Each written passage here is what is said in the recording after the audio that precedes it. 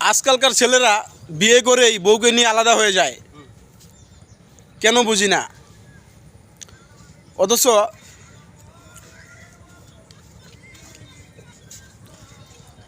তাদের বাবা মা কিন্তু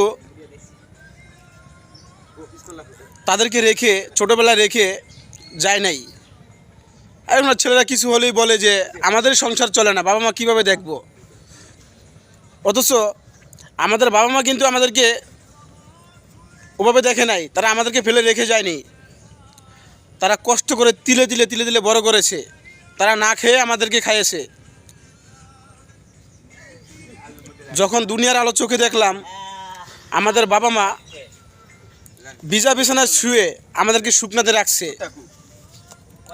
তার মূল্য কিন্তু আমরা দেই না। এটা বুঝতে হবে যে আমরা যেগুলো করতেছি আমাদের সন্তানরাও আমাদের সাথে তাই করবে, একটাও কম করবে না, বরং আরও বেশি করবে আমাদের সাথে।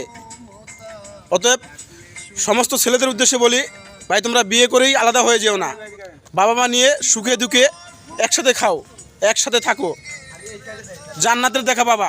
ঠিক বলছেন ভাই কথাটা। বাবা মাকে কষ্ট দিবা, জান্নাতের দেখা পাবা না, জান্নাতের আশেপাশে যেতে পারবা না, দোজকের আশেপাশে তুমি জায়গা পাবা না। জান্নাত তো বহু দূরে, দোজকের আশেপাশে তুমি জায়গা পাবা না। ভাই কথা কি ঠিক বলছি? একদম ঠিক ভাই, বুকে লাগছে।